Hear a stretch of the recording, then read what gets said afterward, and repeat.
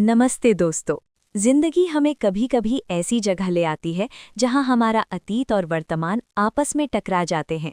ये कहानी है दो ऐसे ही लोगों की जिनके दिल में गम के साए हैं, लेकिन शायद एक दूसरे का साथ उन्हें रोशनी की तरफ ले जाए। मिलते हैं हमारे हीरो जी जियाओ और उसकी लैंडलेडी से। एक अनजान शहर में एक छोटी सी मासूम सी छेड़छाड़ से शुरू होती है उनकी कहानी। गांव की आंटी लोग उसे उसकी लैंडलेडी के बारे में छेड़ती हैं, तो वो भी बड़े स्मार्ट तरीके से सिचुएशन को हैंडल कर लेता है। देखिए, शी इज़ माय लैंडलेडी। वो उनके मजाक को सीरियसली ना लेकर एक स्माइल के साथ बात को टाल देता है।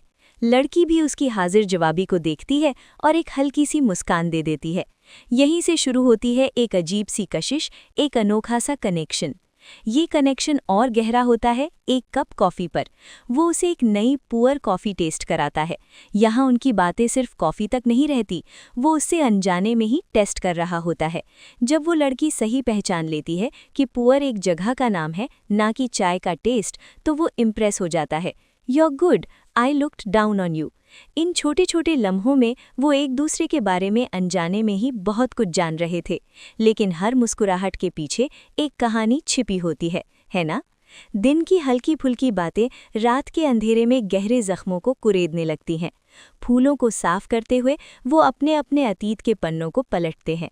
दोनों के दिल में एक जैसा दर्द था, अपने ग्रैंड पेरेंट्स को खोने का गम। लड़की बताती है कि कैसे उसकी ग्रैंडमा एक मामूली से एक्सीडेंट में बर्फ पर फिसलकर चली गई।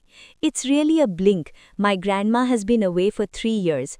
उसके दिल में एक कसक है, एक पछतावा कि वो उनके साथ और वक्त नहीं बिता पाई। ये सुनकर जी जियाओ का अपना दर्द भी उभर आता है। वो बताता है कि उसके ग्रैंडपा भी कैंसर से गुजर गए। "In a twinkling grandpa has been away for 4 years." लेकिन उसके लिए सबसे बड़ा दुख ये था कि उसके परिवार ने उससे ये बात छुपाई ताकि वो अपने काम पर फोकस कर सके, और जब तक उसे पता चला तब तक बहुत देर हो चुकी थी। He couldn't even speak. वो अपने आखिरी वक्त में अपने दादा से बात तक नहीं कर पाया। उसकी यादें सिर्फ अपने दादा दादी से जुड़ी हैं, क्योंकि उसके माँ बाप काम के लिए हमेशा बाहर रहते थे। हम देखते हैं कि उसका बचपन अपने दादा दादी के ही साए में गुजरा। वो ही उसका परिवार थे। उसके दादा ने उसे घुड़सवारी सिखाई, उसकी दादी ने उसे दूसरे बच्चों से बचाया। उसके माँ बाप के बारे में उसके पास यादें ही नहीं थी। जब उसके दादा ने उससे साइकिल पर घुमाते हुए पूछा, "व्हाट अबाउट योर पेरेंट्स?" तो उस मासूम बच्चे का जवाब दिल तोड़ देता है, "आई वोंट गिव देम", क्योंकि उसके लिए उसके दादा दादी ही सब कुछ थे। ये सारी यादें और पछतावे उसके दिल पर बोझ हैं।